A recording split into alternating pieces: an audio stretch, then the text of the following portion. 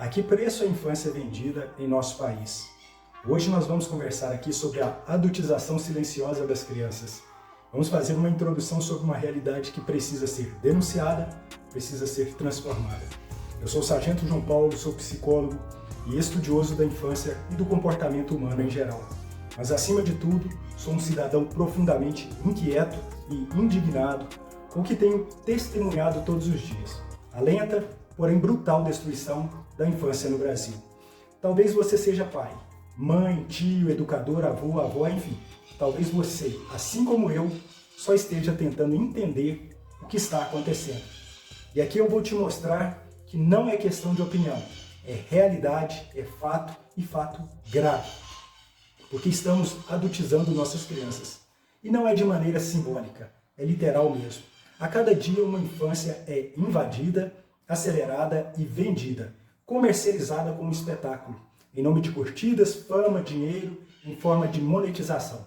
Transformamos crianças em personagens adultos, com gestos, falas, roupas e danças que não pertencem a elas. Esse fenômeno tem nome, adultização precoce, e ele cresce diante dos nossos olhos com a conivência ou até mesmo com o incentivo de muitos responsáveis. Pais e mães, motivados por ilusões digitais, colocam seus filhos diante das câmeras em performances que deveriam nos chocar, mas que ao invés disso recebem aplausos, likes, compartilhamento. Tudo parece fofo, mas não é. É perigoso, é violento, é desumano. A infância virou vitrine, o afeto virou conteúdo, a inocência virou palco e o corpo da criança virou lucro. A adultização expõe ainda uma triste realidade, onde adultos se comportam de forma infantil e imatura. E mesmo sendo as pessoas das quais se espera proteção, muitas vezes são os principais algozes destruidores da infância saudável de muitas crianças, de seus próprios filhos. Precisamos de uma conexão humana diante dessa situação e fazer um apelo a todos nós, a você que é pai, mãe, familiar, adulto responsável. Diante de toda essa exposição, eu tenho certeza que você sente. Eu sei que sente. Sente um incômodo ao ver uma criança de 6 anos com maquiagem pesada, dançando uma música que não compreende. Sente angústia ao perceber que a infância tem sido substituída por influência. Sente raiva, talvez, ou impotência. Um sentimento de que algo precisa mudar, de que precisamos resgatar o direito de uma criança ser criança, brincar sem o peso dos holofotes, crescer sem pressão, se desenvolver sem plateia. Os valores são importantes e esses valores estão sendo traídos. Nossa cultura valoriza a infância, pelo menos deveria. O Estatuto da Criança e do Adolescente, chamado ECA, garante proteção integral. A Constituição Federal assegura dignidade. Em nossas casas ensinamos que o brincar é sagrado, que o afeto é a base, que o tempo da infância deve ser respeitado. Antes mesmo que ela entenda o que é amor próprio. Não se trata só de violar leis, trata-se de ferir profundamente o que temos de mais essencial, o direito ao crescimento saudável. Quero trazer aqui ao nosso conhecimento o caso Felca, a denúncia que despertou a nação. Felca é um influenciador digital. Ele viralizou ao denunciar uma série de conteúdos impróprios envolvendo crianças. A repercussão ela foi imediata em nosso país. Vários perfis foram desativados, investigações foram abertas, milhões de brasileiros começaram a discutir um tema que antes era ignorado. A coragem de Felca mostrou que é possível romper o silêncio, mas também escancarou o tamanho do problema. Existem leis a esse respeito, mas elas precisam ser aplicadas. Felizmente, o Congresso Nacional começou a agir. Está em tramitação o projeto de lei 4416/2024, que tipifica como crime a erotização de crianças e adolescentes nas redes sociais. Tem uma punição de 1 a 3 anos de reclusão e multa, com agravante se for cometido por autoridade ou responsável direto. E também tem o projeto de lei número 3.700 de 2024 do Senado, que aumenta penas previstas no Estatuto da Criança e do Adolescente, para quem produz, divulga e armazena imagens pornográficas de menores. Punição de até 12 anos de prisão. E outros projetos também tramitam visando vetar a erotização precoce nas escolas, proibir conteúdo erótico, enfim, em todos os espaços da criança. Mas não basta a lei existir, ela precisa ser exigida, ela precisa ser defendida por quem tem consciência, por todos nós. Tudo isso porque o custo de não agir é grande. Você já parou para pensar no que acontece com uma criança que perde a sua infância? Elas crescem com ansiedade e depressão, distorção da autoimagem, baixa autoestima, confusão sobre limites, dificuldades emocionais e cognitivas, crescem com vulnerabilidade a abusos e a outros tipos de exploração. E é isso que nós estamos entregando às próximas gerações. Um mundo em que ser criança é perigoso. Um futuro de adultos machucados por traumas que nasceram diante de uma câmera. A sociedade está percebendo. As reações são claras. O público já está indignado, assustado, acuado. E vídeos como estes do influenciador Felca despertam algo que estava guardado. Um desejo coletivo de proteger, de mudar, de interromper esse ciclo de exposição. Mas indignação sem ação vira silêncio. E silêncio neste contexto é cumplicidade. Precisamos de soluções reais. Mas o que podemos fazer? A mudança começa por aqui. Apoie os projetos de lei que estão em tramitação. Fale com os representantes que você ajudou a eleger. Pressione. Eduque com presença. Fale sobre o valor da infância com a sua família, com seus filhos, na sua escola. Precisamos de campanhas educativas, precisamos de espaços de escuta, projetos de conscientização e ações coletivas. Precisamos de redes de proteção. Então participe da sua comunidade, fortaleça os vínculos reais, não apenas likes em publicações. E como podemos transformar vidas? Vamos pensar aqui uma realidade. Uma menina de 7 anos dançando uma música erótica em frente a uma câmera, com roupa curta e incentivada pelos pais. Os comentários lá são cheios de fofa, vai ser famosa, crush, enfim.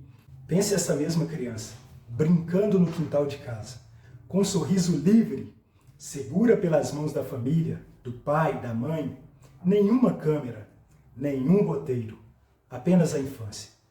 Essa é a diferença que uma denúncia pode fazer. Essa é a transformação que uma lei pode permitir. Essa é a vida que você pode ajudar a proteger. Quando você denuncia, você devolve uma infância inteira. Precisamos de um chamado à consciência coletiva. Porque a infância não é conteúdo. Ela é construção de vida. Ela não deve ser monetizada nem ter performances. Ela deve ser vivida. É resistir. É enfrentar redes sociais. É cobrar o Estado. É reeducar famílias. É lembrar todos os dias que likes não criam caráter. Exposição não é afeto. Monetização não é amor. A infância precisa de colo, não de câmera. A criança precisa de olho no olho, da presença dos pais. Precisa de tempo, de silêncio, de limites amorosos, de afeto real, não virtual. Se você chegou até aqui, você já sabe. A omissão custa caro e o tempo para mudar é agora. Pressione pela aprovação de leis referentes a este assunto. Compartilhe com consciência. Ensine seus filhos com respeito. Denuncie o conteúdo que fere. Faça parte da mudança. Porque a infância não se transforma em espetáculo. Ela cresce em silêncio e afeto. Você está criando memórias ou exibindo cicatrizes futuras para a plateia errada? Se proteger a infância custa a sua atenção, seu tempo e sua voz, você está disposto a pagar esse preço? E quando uma criança é explorada diante dos seus olhos, o que fala mais alto? O conforto do silêncio ou a coragem da ação? E eu te pergunto, você está pronto para ser parte da geração que salvou infâncias? Ou você prefere participar da geração que assistiu desaparecer em silêncio? Não é só questão de opinião, porque a adultização precoce É uma realidade devastadora e cruel, que deixará marcas, cicatrizes culturais e destrutivas em meio a nossas famílias e a toda a sociedade. E eu faço aqui um chamado à consciência coletiva, um apelo a todos nós, porque a sociedade não pode mais assistir passivamente à destruição silenciosa da infância. Não é apenas um problema dos pais, não é apenas responsabilidade das redes sociais, da escola ou do governo.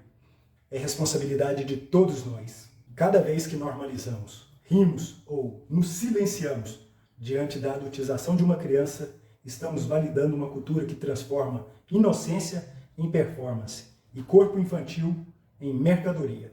E quando a infância vira entretenimento, a dignidade da criança vira estatística. Proteger as crianças é mais do que um gesto de amor. É um ato de coragem cívica. É dizer não ao abuso velado. É dizer sim à dignidade da infância. É se posicionar, denunciar, educar e reeducar, começando dentro da nossa própria casa. Você que é pai, mãe, tio, avô, educador, criador de conteúdo, legislador ou cidadão comum, questione o conteúdo que você consome, fale sobre o tema, ensine pelo seu exemplo, porque quando uma infância é violada, todos nós falhamos, mas quando uma criança é protegida, quando tem o direito de ser criança garantido, toda a sociedade vence. A infância não espera e a omissão pode custar caro. A hora de agir é agora e o compromisso é de todos nós. A paixão é um estado de demência temporária. Como fica o cérebro apaixonado? Você já ficou meio doido quando se apaixonou por alguém? Sabe aquela coisa louca que te fazia perder o controle, que te levava ao céu e ao inferno em questão de segundos? Se você já passou por isso, então você já percebeu que quando você está apaixonado por alguém, você age como se você tivesse perdido a cabeça. Mas por que será que de repente a gente fica cego para os defeitos da pessoa, exageramos no romantismo e até nos esquecemos de comer ou de dormir direito? E se eu te disser que a paixão é considerada um estado de demência temporária e que isso tem um tempo médio de duração e também tem explicação científica? Hoje, aqui no Psicologia Cotidiana, nós vamos entender por que isso acontece com a gente. Como que homens e mulheres agem como estão apaixonados. E como que a paixão se manifesta na adolescência, na juventude, na idade adulta e até na terceira idade. E o mais importante, você vai aprender a aproveitar esse estado de forma saudável para fortalecer sua vida e os seus relacionamentos. Prazer, eu sou o Sargento João Paulo, psicólogo, estudioso, apaixonado pelo comportamento humano. E este é o nosso canal Psicologia Cotidiana no YouTube. Se inscreva, deixe seu comentário e vamos juntos nessa jornada de crescimento emocional. Então, depois de um gole de água, vamos lá. Seja sincero. Você também, assim como eu, já ficou meio doido ou muito doido quando se apaixonou por alguém? Você lembra daquela pessoa até hoje? E agora, para piorar, ainda deu até um sorrisinho aí de lado que eu sei. Pois é, quando a gente apaixona de verdade, a gente perde o sono, perde a fome, mas não perde o celular esperando uma mensagem daquela pessoa. Hoje eu vou te mostrar o que a ciência descobriu sobre o cérebro apaixonado. E já vou adiantar, é como se a gente vivesse uma pequena demência temporária. E fica comigo até o final desse vídeo, porque eu vou te mostrar não só porque isso acontece, mas também como você lidar melhor com essa fase tão intensa da vida que todos nós temos aí que passar em algum momento da nossa existência. Como funciona o cérebro apaixonado? Tem uma descarga de dopamina. O que é isso? Quando você se apaixona, o cérebro ativa o sistema de recompensa. Sabe aquela sensação de euforia? Aquela energia que parece que você não cansa? Isso é dopamina. O mesmo sistema que é ativado por drogas como a cocaína. E é por isso que o apaixonado topa atravessar a cidade às 11 horas da noite só para te dar um abraço e um beijo de 5 minutos. É como se o cérebro dissesse, Vai, vai, vai. Isso é importante, isso é bom, isso é urgente, vai lá. E aí você vai. É ou não é verdade? Quem nunca fez isso? Além disso, entra em cena a norepinefrina, que é um tipo de adrenalina no nosso cérebro. Qual que é o resultado? Coração acelerado, frio na barriga, mão suada, insônia. Quem aqui já ficou virando na cama sem conseguir dormir porque estava apaixonado? Levanta a mão aí nos comentários. É exatamente isso. O corpo inteiro entra no jogo. E aí vem um detalhe curioso. Os níveis de serotonina caem. E sabe quem também tem serotonina baixa? Pessoas com TOC, transtorno obsessivo compulsivo. Ou seja, o apaixonado pensa na outra pessoa quase o tempo todo. Ele fica obcecado. É por isso que você abre a conversa lá no WhatsApp umas 50 vezes ao dia, só para ver se chegou uma mensagem daquela pessoa. E isso acontece com todo mundo. Não importa a idade ou o status social. Isso é parte de estar apaixonado. E tem diferenças aqui entre públicos, adolescentes, adultos e idosos. Por exemplo, na adolescência a paixão é ainda mais intensa, porque o cérebro está em ebulição, cheio de hormônios, cheio de descobertas. O jovem se apaixona como se fosse viver ou morrer por aquilo intensamente. Na vida adulta, a paixão continua forte, mas já começa a disputar espaço com responsabilidades, trabalhos, filhos, boletos. E nos idosos, sim, paixão também acontece, mas costuma vir mais serena, mais madura, sem tanta ansiedade, mas ainda com aquele brilho no olhar que aquece o coração. Então, se existe algo em comum entre adolescentes, adultos e idosos, é que a paixão tem o poder de mexer profundamente com o cérebro humano. Ela é intensa, viciante, muitas vezes irracional, mas também é a faísca que pode acender grandes histórias de amor. O segredo é entender que a paixão não dura para sempre nesse mesmo nível. A ciência mostra que, em média, a paixão dura entre 12 a 18 meses, 1 ano a 1 ano e meio. Vamos olhar agora para a paixão e como ela afeta as nossas relações. Vamos começar pelo problema real, porque muitas pessoas confundem paixão com instabilidade emocional.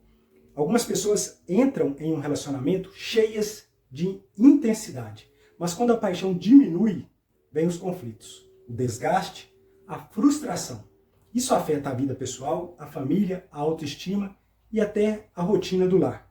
Os filhos percebem a tensão entre os pais, irmãos notam mudanças de humor, amigos sentem o afastamento. Mas a boa notícia é que entender o funcionamento da paixão permite que você aproveite esse estado de forma construtiva, fortalecendo suas relações e evitando decepções. E continua com a gente, porque você vai receber aqui dicas práticas para lidar com a paixão, reconhecendo seus efeitos e aproveitando também os seus benefícios aí na sua vida.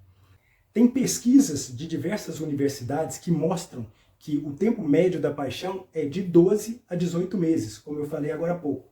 E durante esse período, o cérebro libera dopamina, serotonina e ocitocina, criando sensação de euforia, obsessão pelo parceiro e até você perde a noção do tempo. É por isso que quando estamos apaixonados, nós sentimos que o tempo passa voando, que o outro é perfeito e que nada pode nos separar daquela pessoa.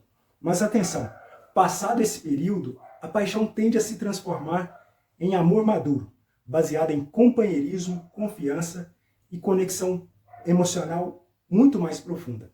Então a questão não é evitar a paixão, mas aprender a reconhecer seus sinais e a utilizá-la para fortalecer a sua relação. Vou trazer aqui um exemplo prático de como a paixão muda a nossa percepção de mundo, a nossa percepção de vida. Você vê defeitos no seu parceiro enquanto você está apaixonado? Muitos de nós vamos dizer não, porque tudo parece encantador. Você age impulsivamente? Você vai dizer que sim. Compra flores, manda um monte de mensagem, planeja surpresas praticamente diariamente. Mas se você não estivesse apaixonado, faria negociações mais frias, suas decisões seriam mais ponderadas. Vou trazer aqui uma pergunta provocativa.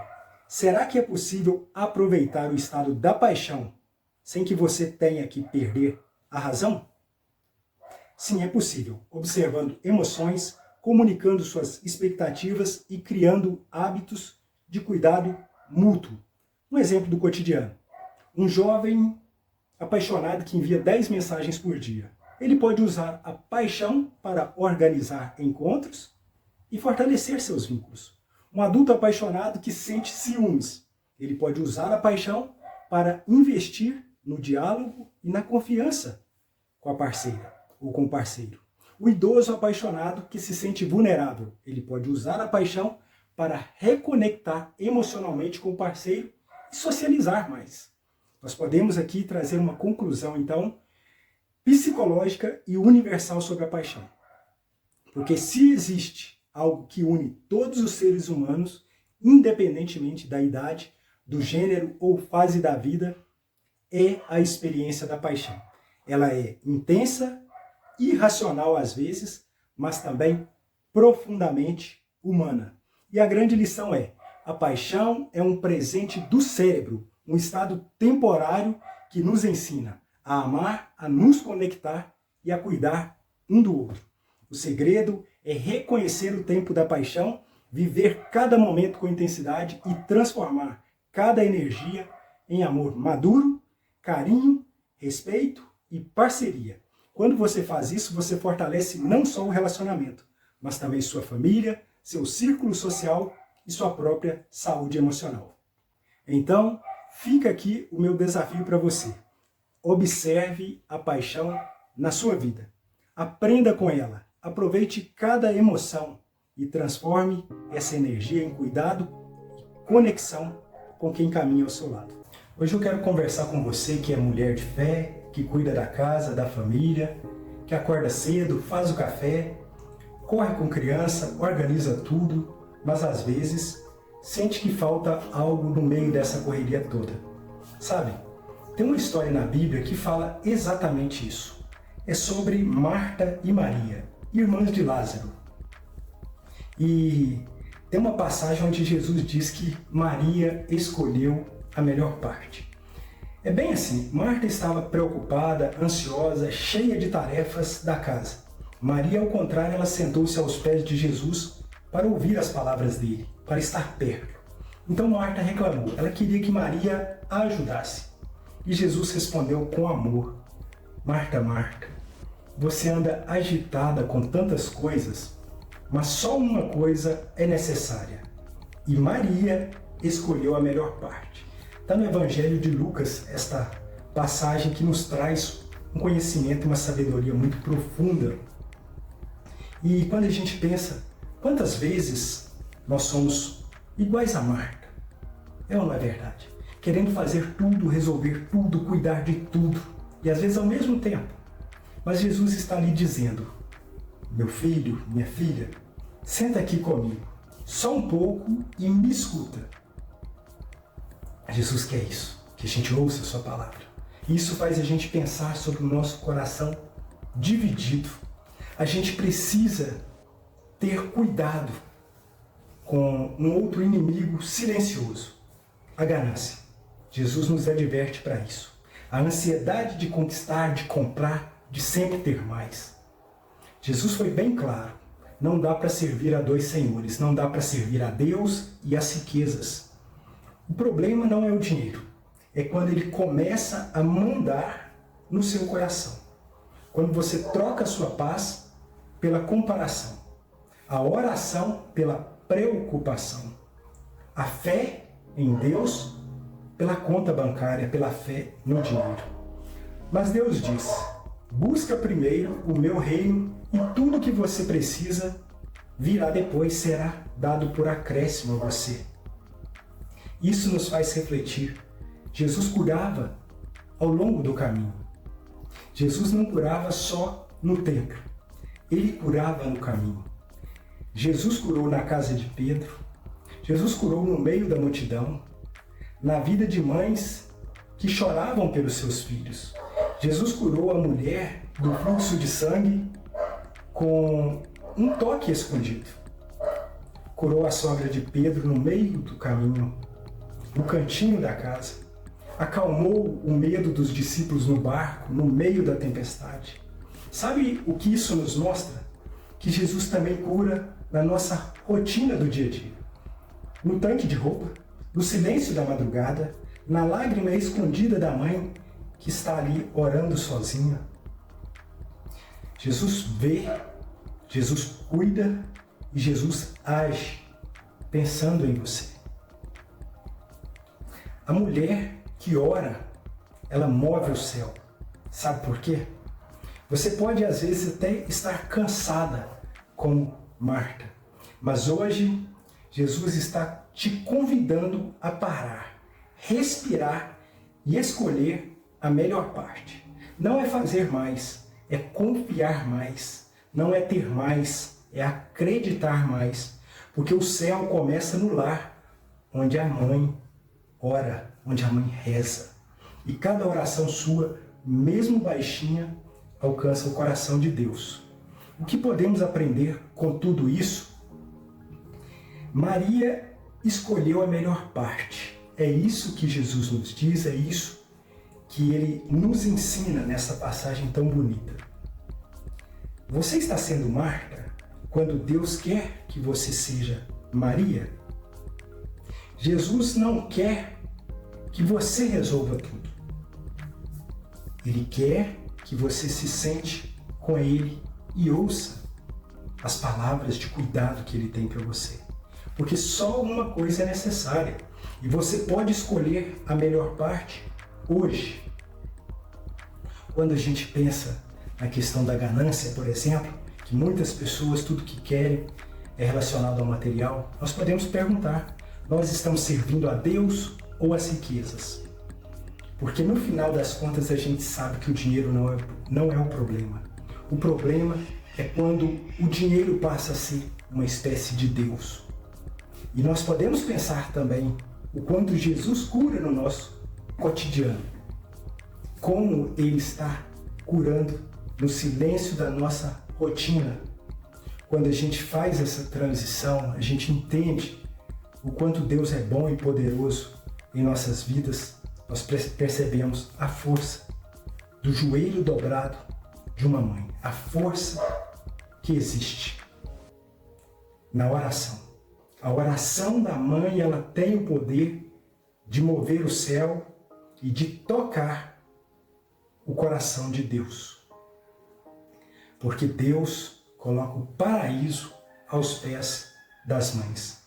E o céu sempre vai estar naquele lar onde uma mulher de fé, onde uma mãe une seu coração, conecta o seu coração a Deus. E falando de oração, eu gostaria de trazer uma oração para você inspirada em Marta e Maria. Reza comigo. Senhor, hoje eu me coloco diante do Senhor, assim como Marta, às vezes tão cansado, ansioso, sobrecarregado, tentando dar conta de tudo, Senhor. Mas eu quero aprender com Maria, a me sentar aos teus pés, Senhor, a ouvir a tua voz e descansar na tua presença. Tira do meu coração, Senhor, o peso das comparações, a ganância que esconde o medo da falta e me dá olhos para ver os teus milagres, Senhor. Quero ver os teus milagres nas coisas simples da minha rotina e que minha oração seja o abrigo da minha casa, Senhor. Que o meu joelho dobrado abra o céu sobre a minha família e que a tua paz, que excede todo o entendimento, guarde o meu coração hoje e sempre, Senhor. Em nome de Jesus. Amém. As consequências do vício. Hoje esse é o tema da nossa conversa. Não só para a pessoa que sofre, mas para a esposa, para os filhos e para a família inteira. Falar de vício dói sim, mas é preciso. E claro, eu vou te mostrar quando é considerado vício, como parar e quais técnicas podem ajudar de verdade. Você já deve ter visto como um vício pode transformar uma casa inteira. E eu já te digo, aqui comigo não tem julgamento, aqui tem acolhimento e direcionamento. Vem com a gente nessa reflexão. Quantas vezes o vício destrói casamento, cria muro entre pais e filhos, rouba a saúde e a paz dentro da família? E pior, muitas vezes quem está vivendo esse vício acha que tem controle, que não é nada demais. Mas será mesmo? A mensagem aqui não é de julgamento, e sim de acolhimento, reflexão e ferramentas práticas para mudar vidas. Prazer, eu sou o Sargento João Paulo, psicólogo e apaixonado pelo comportamento humano. E aqui no canal Psicologia Cotidiana a gente fala de coisas sérias, mas de um jeito leve e sempre com profundo acolhimento a quem sofre as dores humanas. Então já aproveita, se inscreve no canal e ativa o sininho e comenta aqui embaixo. Você já presenciou o impacto de um vício dentro de uma família? Sua resposta pode ajudar outras pessoas a perceberem que elas não estão sozinhas. Vamos juntos, porque esse tema é delicado sim, mas pode salvar relacionamentos, saúde e até vidas. Vamos lá, iniciando esse assunto. O que é vício e quando é considerado vício então? O que é vício e quando é considerado vício? Primeiro ponto, vício muita gente não tem a clareza. Primeiro ponto, o que é vício? Muita gente pensa que vício é só quando a pessoa já está jogada na rua, sem controle nenhum. Mas não é bem assim. Vício é quando a necessidade de consumir uma substância ou repetir um comportamento começa a ser mais forte que o seu bom senso, mais forte do que a vontade da própria pessoa e passa a prejudicar a vida dela e de quem está ao seu redor. Exemplo simples, beber socialmente é uma coisa. Agora, se a bebida começa a afastar você da sua esposa, dos seus filhos, do seu trabalho, e você ainda assim não consegue parar, isso já não é lazer, isso é vício. E vício não é só em álcool ou drogas, viu?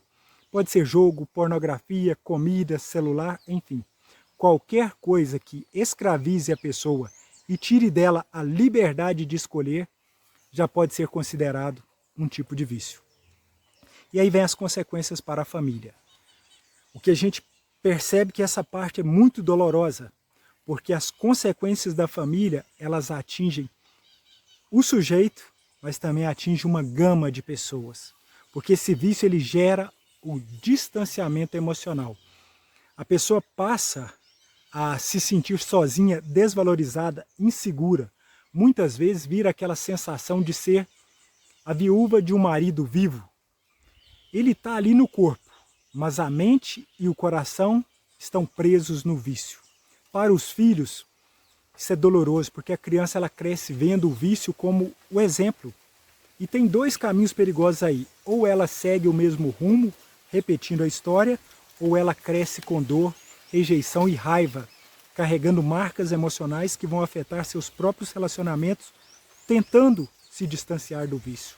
E agora eu te pergunto, que herança você quer deixar para os seus filhos? O exemplo de um pai que se perdeu no vício?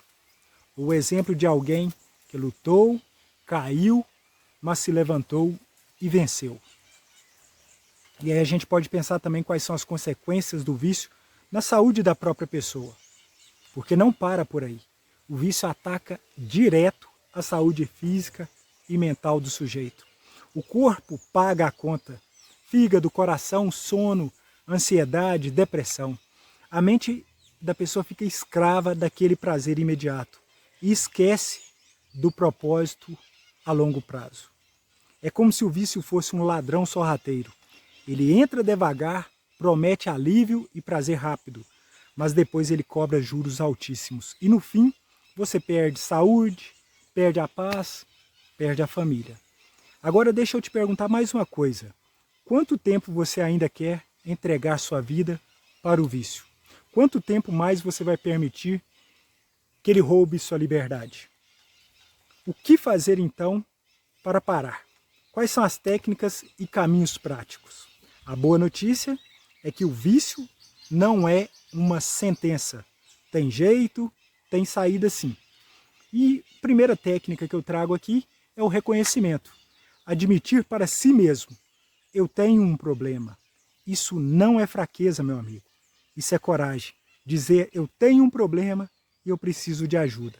Porque a segunda técnica é buscar uma rede de apoio, buscar ajuda. Ajuda da família, de grupos de apoio, de profissionais, porque sozinho é quase impossível vencer. Mas com apoio, as chances aumentam muito. Terceira técnica que eu recomendo é a substituição de hábitos. Não adianta só cortar o vício. É preciso colocar algo no lugar. Esporte, leitura, oração, novos hábitos, porque o cérebro precisa aprender novos caminhos. Precisa haver algo prazeroso colocado no lugar em substituição ao vício. Terapia de autoconhecimento é uma quarta questão, porque na terapia você entende as raízes do vício. Porque vício não nasce do nada. Geralmente ele é uma fuga da dor, da solidão, de algum vazio que você carrega. E quando você descobre o que está por trás, fica mais fácil tratar a causa. E não tratar apenas o problema, tratar apenas o sintoma. Quinta técnica que eu recomendo aqui são metas pequenas e celebração de conquistas. Ninguém para do dia para a noite, mas cada dia de vitória precisa ser reconhecido. É como subir uma escada degrau por degrau até chegar lá em cima. E aqui vou deixar para você algumas perguntas para você pensar. O que você tem perdido para o vício? Sua esposa ainda olha para você com admiração ou ela olha com medo e tristeza? Os seus filhos vão se orgulhar do exemplo que você está deixando ou eles vão carregar feridas por causa disso? E você, está disposto a escolher hoje um novo caminho? Pensa com carinho, porque a vida é curta demais para ela ser desperdiçada. Amigos, eu sei que falar de vício dói, mas é preciso. E sabe por quê? Porque cada pessoa que decide lutar contra o vício, ela não está sozinha. E quando ela se salva, ela salva a família inteira. Quando você escolhe mudar, sua esposa sente esperança, seus filhos sentem orgulho, sua saúde agradece. E a sua vida volta a ter propósito. Então, por mais difícil que pareça, não desista. Procure ajuda, dê o primeiro passo. Aceite ajuda e continue caminhando. Porque a liberdade é possível. E a sua família merece essa vitória junto com você. Infelizmente, o nosso cérebro tem a mania de registrar mais intensamente as coisas negativas. Neste vídeo, vamos falar sobre o impacto real das palavras negativas na formação emocional dos filhos. O que acontece dentro da mente e do coração da criança que cresce ouvindo frases destrutivas. E quais palavras nós devemos evitar para não gerar traumas em nossos filhos. Mas principalmente, quais são palavras que você, como pai ou mãe, você pode usar para fortalecer, para encorajar e preparar o seu filho para a vida. E claro, vou trazer dicas práticas fáceis de aplicar que podem transformar a relação da sua família e trazer mais paz, mais amor e equilíbrio para dentro do seu lar. Principalmente, o que aconteceu na sua infância, provavelmente você cresceu acreditando em tantos monstros que só existem aí na sua cabeça. Você cresceu, hoje é um adulto e lida com tantas coisas difíceis, mas volta e meia você se pega com os mesmos medos e traumas lá da infância e se comporta como aquela criança que um dia foi magoada. Aqui não se trata de ser ingrato a quem nos educou, nem de criticar quem nos formou. As pessoas que somos hoje também são com base em tudo isso. Mas aqui nós vamos refletir sobre uma forma que você, hoje, tem o poder de agir e de quebrar um ciclo de sofrimento e promover mudanças concretas, principalmente na vida dos seus filhos. Claro, se você quiser, somente se você quiser mesmo. Então vamos lá. Você já parou para pensar no peso que uma palavra tem na vida do seu filho ou de qualquer criança que atravessa o seu caminho? Será que aquelas frases ditas no calor da raiva, como "você não serve para nada", "eu preferia que você nem tivesse nascido", "você só me dá desgosto", realmente, será que essas frases desaparecem da memória da criança? Ou será que ficam ali guardadas, ecoando dentro dela, criando feridas invisíveis? A verdade é que muitos filhos crescem ouvindo palavras que esmagam sua autoestima e carregam até a vida adulta. Carregam aquela sensação profunda de que eles não são importantes, de que nem deveriam ter nascido. Eu sei que isso dói no filho, dói na família, e muitas vezes até no próprio pai e na própria mãe. que não percebe o tamanho do estrago que uma palavra pode causar. Então fica comigo até o final deste vídeo, porque eu tenho certeza que essa reflexão pode mudar a forma como você fala com quem você mais ama aí na sua casa. Lembrando que aqui não tem julgamento, aqui tem acolhimento e direcionamento. Prazer, eu sou o Sargento João Paulo, psicólogo e apaixonado pelo comportamento humano. E esse é o nosso canal Psicologia Cotidiana no YouTube, um espaço criado para a gente refletir juntos sobre a vida, as emoções e as relações que nos cercam no nosso cotidiano. Aproveita e já se inscreve no canal, ativa o sininho e deixe seu comentário, porque eu quero muito ouvir a sua opinião sobre esse tema. Estamos juntos nessa caminhada. Vamos falar então sobre o peso das palavras negativas. Imagine uma criança que ouve todos os dias: você é um peso, você só atrapalha, nunca vai ser ninguém na vida. Agora me responde, como essa criança vai olhar para si mesma quando crescer? Como ela já olha enquanto criança? Será que ela vai acreditar que merece coisas boas? Ou será que ela vai viver se sentindo um fardo para todo mundo e aceitando qualquer coisa que a vida der? Qualquer migalha de amor, de afeto. A ciência já mostrou, palavras negativas repetidas funcionam como sementes de crenças destrutivas. A criança passa a acreditar que ela não é capaz, que ela não é digna de amor, que nunca vai conseguir nada na vida. E pior, essas feridas invisíveis criam cicatrizes emocionais, acompanham a pessoa por anos, até mesmo por toda a vida. E qual é o efeito disso nas famílias? Talvez você já tenha visto isso. Adultos inseguros, que não confiam em si mesmos, que desistem fácil de tudo. E quando nós vamos olhar a história da pessoa, lá atrás, sempre tem uma infância marcada por palavras duras. Palavras que ofenderam e magoaram demais. Quantos casamentos já não foram destruídos porque alguém carregava dentro de si a voz de um pai ou de uma mãe dizendo: você não serve para nada. Quantas carreiras nunca começaram porque a pessoa cresceu acreditando que nunca seria capaz? O que poderia ser diferente nessa história? Deixa eu te fazer uma pergunta muito importante. Mas e se em vez de você dizer: meu filho, minha filha, você só me dá trabalho, você dissesse: eu me alegro tanto com você? E se em vez de você dizer: você nunca vai ser ninguém, você dissesse: eu acredito em você e sei que você vai muito longe? Percebe a diferença? Uma frase pode destruir e a outra pode levantar. Uma frase pode magoar e a outra pode curar. Meu conselho de coração para você, pai, para você, mãe, é o seguinte: escolha palavras que constroem toda vez que falar com seus filhos. Diga ao filho: você é corajoso, eu tenho orgulho de você, você pode contar comigo, eu acredito no seu futuro, você é bom, quando tiver medo, pode enfrentar, porque eu sei que você vai conseguir. São frases simples e eu sei disso, mas que funcionam como combustível para a alma. Elas dão a direção, dão força, dão coragem. E o melhor, elas criam laços de confiança e amor que vão durar para a vida toda.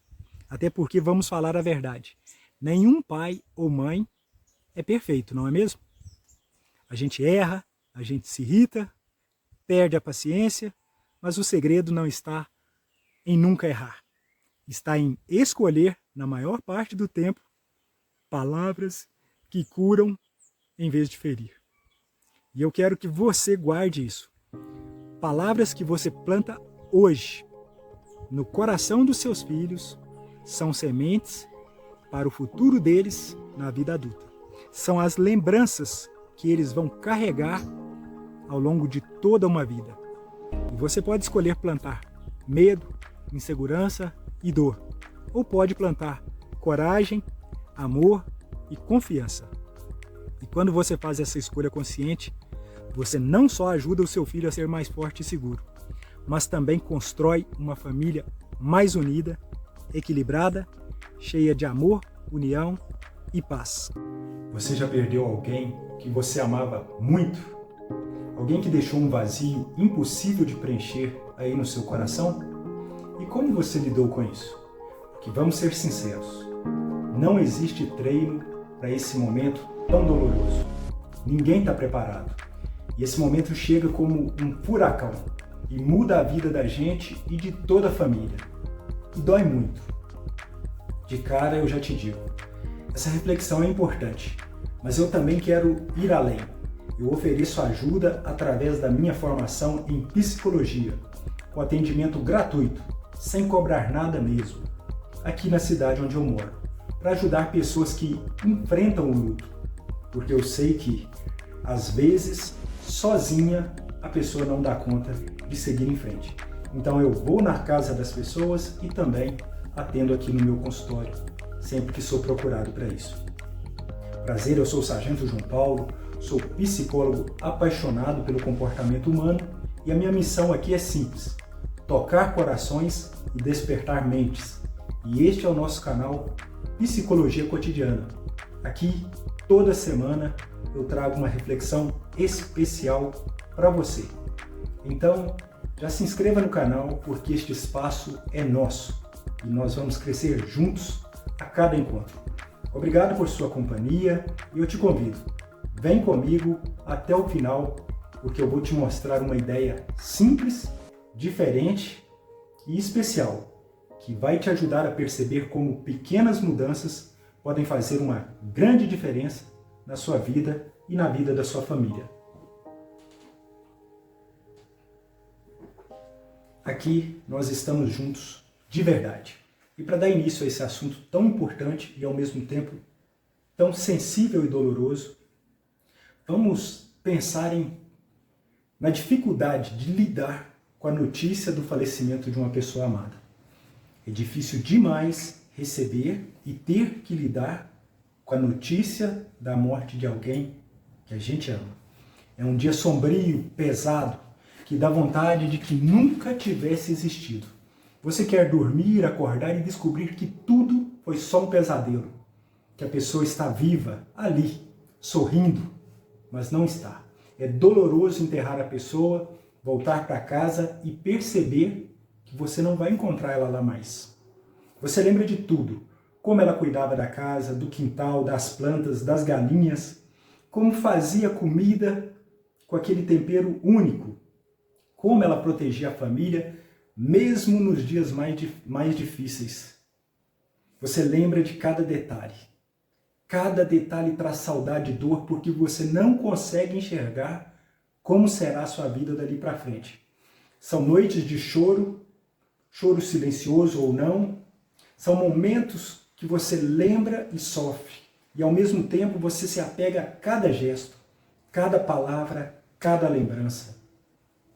Mas eu quero te dizer que as pessoas que nós amamos, elas continuam vivas dentro de nós. Eu vou te contar uma coisa. E eu acredito profundamente nisso. Acredito que as pessoas que nós amamos podem morrer para todo mundo lá fora, mas elas continuam vivas dentro da gente.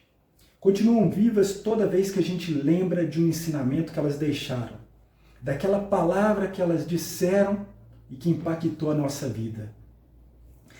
Elas continuam vivas quando nós sentimos o cheiro do perfume de uma roupa que elas usavam, quando nós ouvimos uma música que a pessoa gostava, quando nós provamos uma comida que só elas sabiam fazer.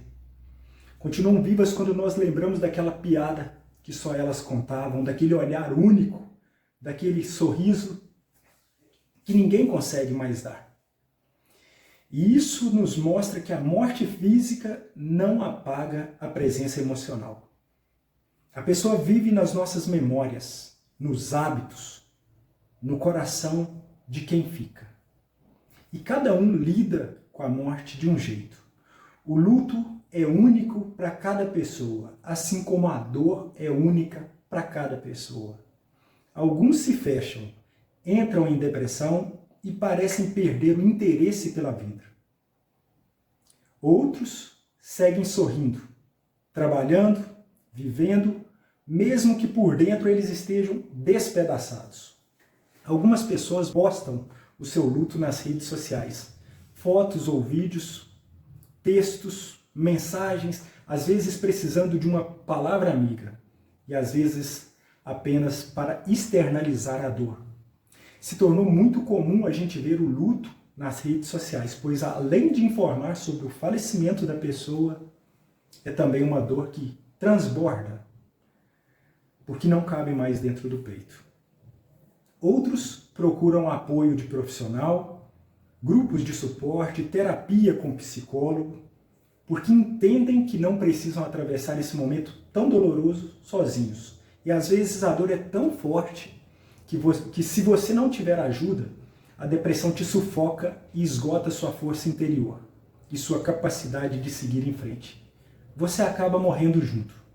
Certamente, você já ficou sabendo de algum caso de pessoas que morreram alguns meses depois de perder uma pessoa amada. Principalmente quando se trata de casais que viveram juntos muito tempo. Porque viver sem a companhia do outro pode ser doloroso demais para algumas pessoas. Eu sempre aconselho terapia com um psicólogo toda vez que uma pessoa enfrenta a perda de um companheiro ou companheira com quem viveu muito tempo. A perda de um filho, de um pai, mãe, irmão, avô ou mesmo um parente em outros graus com quem você tinha um afeto profundo. Até mesmo a perda de um bom amigo, porque é doloroso demais e não importa a idade.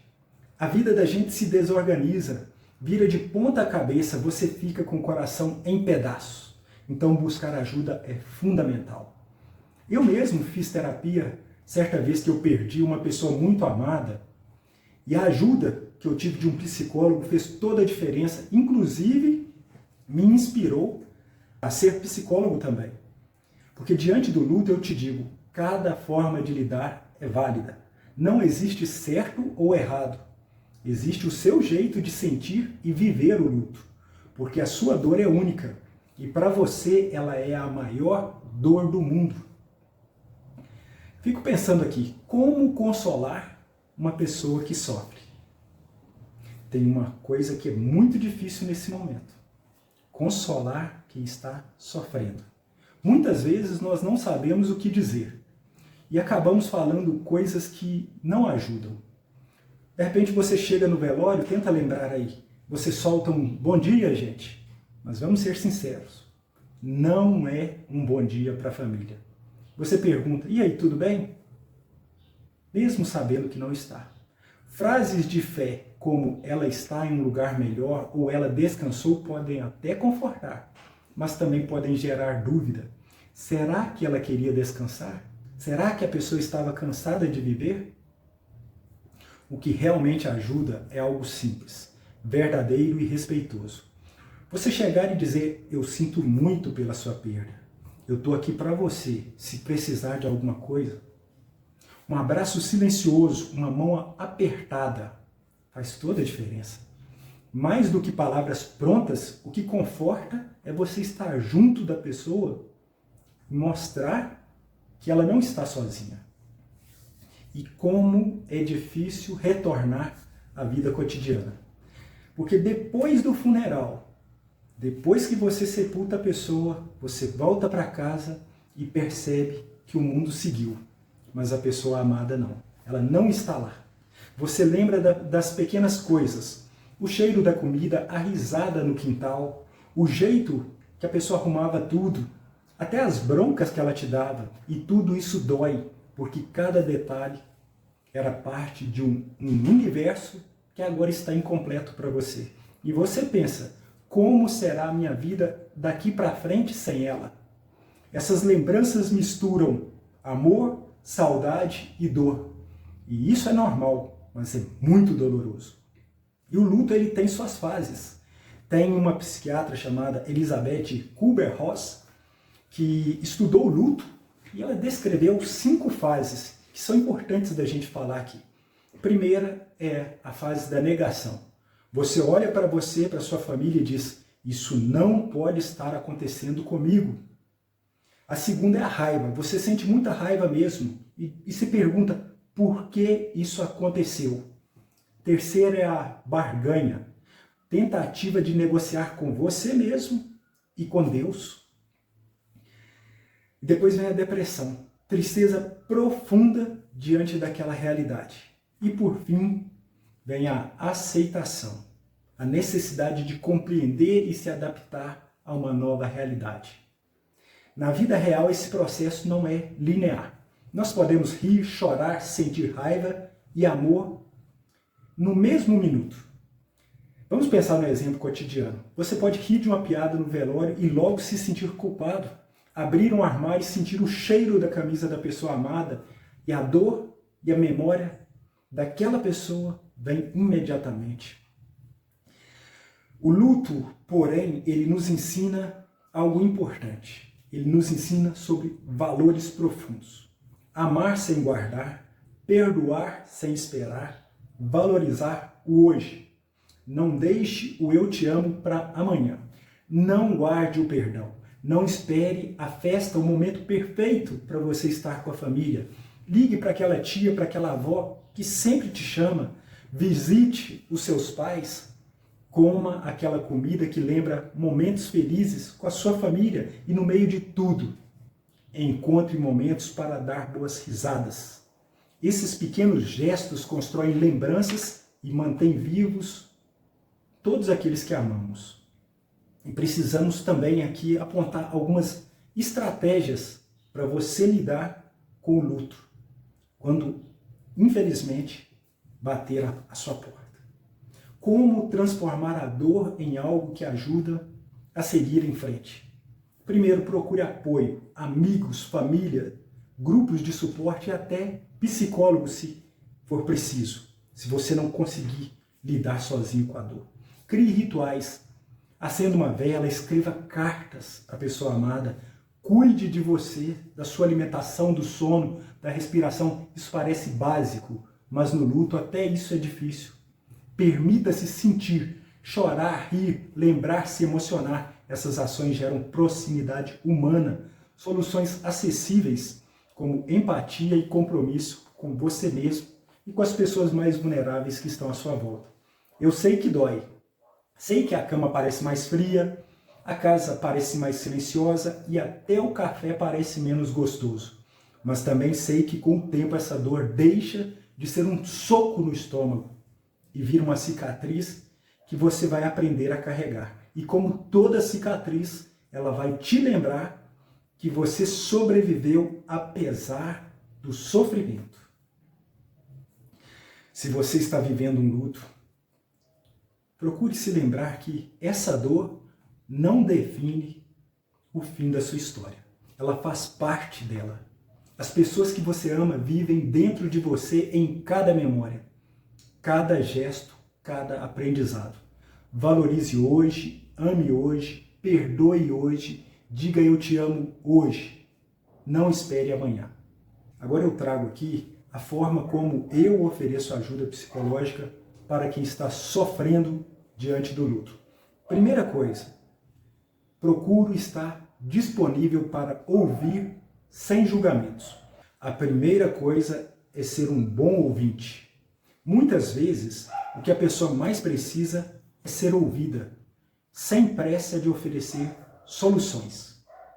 É preciso dizer algo como: eu estou aqui para você. Se quiser falar sobre o que está sentindo, estou à sua disposição. Procuro validar a experiência da pessoa. Falar sobre o luto pode ser desafiador e muitas vezes as pessoas se sentem até culpadas, confusas, até com raiva. Reforçar que todos esses sentimentos são normais é essencial no processo do luto, porque cada luto é único e você tem todo o direito de sentir o que está sentindo. Não existe uma maneira certa de passar por isso. Não existe um manual. Eu ofereço um suporte pensando no melhor para a pessoa, porque a dor não desaparece logo após o funeral. Então é preciso continuar oferecendo apoio, mesmo semanas ou meses depois. Eu sempre busco encorajar a pessoa a cuidar de si mesma.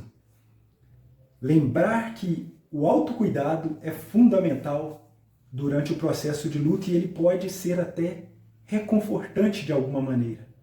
Tente cuidar de você, mesmo que seja algo simples, como tomar um banho quente ou dormir um pouco mais. A dor não vai embora de um dia para o outro, mas seu bem-estar também é importante. E algo importante demais também para lidar com o luto é evitar minimizar a dor do outro. Dizer algo como ele está ou ela está em um lugar melhor, ou tudo acontece por uma razão. Frases como esta podem não ser bem recebidas em um momento de dor. Essas frases podem dar a impressão de que a dor da pessoa não é válida, ou que ela deveria se sentir melhor rapidamente, como num passe de mágica. O apoio à pessoa no luto ele precisa ser um apoio gradual. O luto não é algo que se resolve rapidamente. E o sofrimento vai e volta. Portanto, a gente precisa estar ciente que a pessoa pode passar por períodos de recuperação e outros de maior tristeza. E aqui eu deixo até um conselho para pessoas que dão esse suporte, para quem está enfrentando essa dor. O luto é algo único para cada pessoa e não tem um tempo certo para acabar. Cada pessoa tem o seu ritmo. É normal sentir uma mistura de emoções nesse momento e todas elas são válidas. Você precisa ter empatia e presença diante da pessoa que você quer ajudar. Muitas vezes a gente quer dizer, eu sei o que você está passando, mas o correto é, eu não tenho palavras que possam aliviar sua dor, mas eu estou aqui para caminhar ao seu lado. Porque a dor do outro só ele sabe como é para ele. Mesmo que eu não consiga tirar a sua dor, eu posso estar aqui para te oferecer um ombro amigo. Considero que oferecer ajuda a alguém que está vivendo o processo do luto é um equilíbrio delicado entre ser solidário e respeitar o ritmo da pessoa. A chave está em ser presente, ouvir sem pressa de solucionar, porque o luto não tem cura rápida, mas o apoio emocional e psicológico pode aliviar a carga ao longo do tempo. Se você precisar de mais sugestões ou quiser discutir algum aspecto específico, eu estou à disposição. E se esta reflexão fez sentido para você, se inscreva no canal, deixe seu comentário e compartilhe esse vídeo com quem precisa ouvir isso hoje. Porque estamos juntos. Fique com Deus.